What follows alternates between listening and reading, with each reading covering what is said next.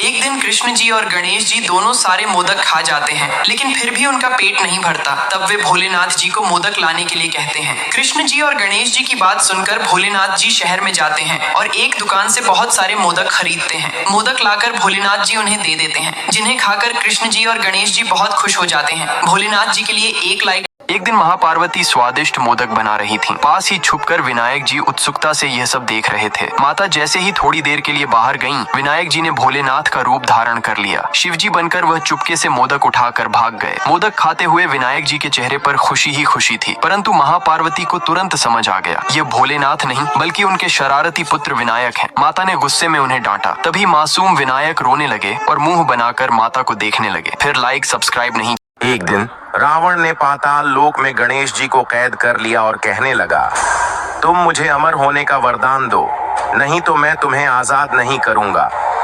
गणेश जी बहुत कोशिश करते हैं, लेकिन पिंजरे को तोड़ नहीं पाते। तभी उसी रास्ते से भगवान कृष्ण गुजर रहे थे।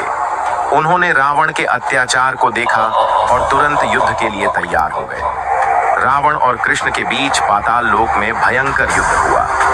रावण ने अपनी ताकत दिखाई, लेकिन कृष्ण की चतुराई और भगवान की शक्ति के सामने रावण मारा गया। अंत में कृष्ण ने पिंजरे को काटकर गणेश जी को आजाद कर दिया। गणेश जी मुक्त होकर मुस्कुराए और कृष्ण को आशीर्वाद दिया।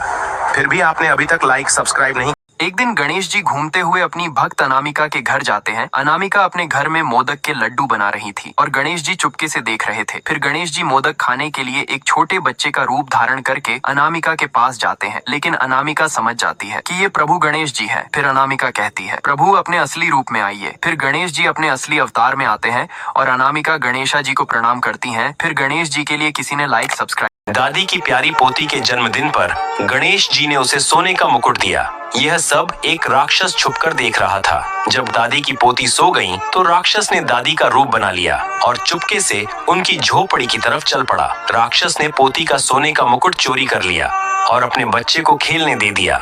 जब दादी की पोती नींद से जागी और देखा कि उसका मुकुट गायब है, तो वह रोने लगी, क्योंकि आपने लाइक और सब्सक्राइब नहीं। एक दिन माँ यशोदा श्री कृष्ण के लिए बड़े प्रेम से खीर बना रही होती है। श्री कृष्ण अपने बाकी दोस्तों के साथ मजे से खेल रहे होते हैं।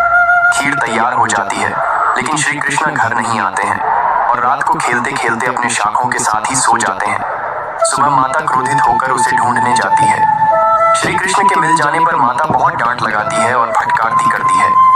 अब श्री कृष्ण रो रहे हैं। फिर लाइक सब्सक्राइब नहीं। गणेश जी और दादी मिलकर मीठी मीठी खीर बना रहे थे। उन्होंने गांव वालों को एक लाइन में बैठाकर मजे से खीर खिलाई, क्योंकि आज दादी की पोती का जन्मदिन था। तभी अचानक एक राक्षस आया और गणेश जी की सारी खीर उठाकर भाग गया। उस राक्षस ने पूरी खीर खा ली। यह देखकर गणेश जी बहुत गुस्सा हो गए। गणेश जी ने राक्षस को पकड़कर मार दिया।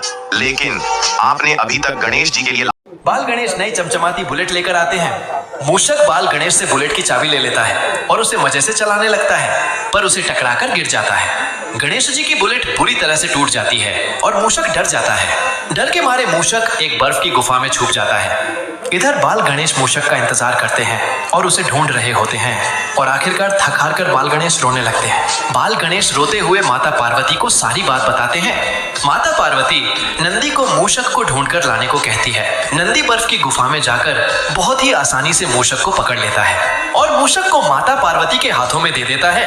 मूषक माता पार्वती को सारी बात बताता है और माफी मांगता है। फिर माता पार्वती अपनी शक्तियों से गणेश के लिए एक नई बुलेट बनाती है। मूषक नई बुलेट लेकर गणेश के पास जाता है और बाल गणेश को बुलेट की चाबी दे देता है और फिर बाल गणेश और मूषक मजे से बुलेट चलाते हैं। लेकिन बाल गणेश रो रहे हैं, क्योंकि किसी ने उन्हें लाइक और सब्सक्राइब। भोलेनाथ ने मुस्कुराकर कहा कि जो जीतेगा उसे मोमोज की थाली मिलेगी। ये सुनते ही गणेश जी और कृष्ण जी ने मजेदार फुटबॉल मैच शुरू किया और खूब जोश से खेलते रहे। आखिर में कृष्ण जी जीत गए और उन्हें पूरी मोमोज की थाली मिली, लेकिन उन्होंने प्यार से गणेश जी को भी मोमोज दिए। फिर दोनों मजे से मोमोज खाने लगे। फिर अचानक कृष्ण जी रोने लगे, क्योंकि आपने लाइक और सब्सक्राइब नहीं किया। बाल गणेश और मूषक मिलकर एक बड़ा सा बर्फ का हेलीकॉप्टर बनाते हैं और बाल गणेश मजे से हेलीकॉप्टर चलाते हैं, पर तेज धूप से बर्फ का हेलीकॉप्टर पिघलने लगता है। मूषक तुरंत हेलीकॉप्टर से कूद जाता है। बाल गणेश अकेले उस बर्फ के हेलीकॉप्टर में फंस जाते हैं। मूषक माता पार्वती को सारी बात बताता है। माता पार्वती नंदी से बाल गणेश को बचाने को कहती है। नंदी तुरंत एक बड़ी सी रस्सी लेकर बाल गणेश को बचाने के लिए दौड़ते हैं। नंदी रस्सी से हेलीकॉप्टर को पकड़ लेते हैं और उसे नीचे खींचने लगते हैं और बाल गणेश को सुरक्षित बचा लेते हैं। गणेश नंदी को धन्यवाद करते हैं। बाल गणेश सारी बात माता पार्वती को बताते हैं। नटखट गणेश जी की हरकतें सुनकर माता पार्वती मुस्कुराती है। गणेश जी को अकेला छोड़कर जाने के कारण गणेश मूषक को खूब दौड़ाते हैं, लेकिन बाल गणेश रो रहे हैं क्योंकि किसी ने उन्हें लाइक सब्सक्राइब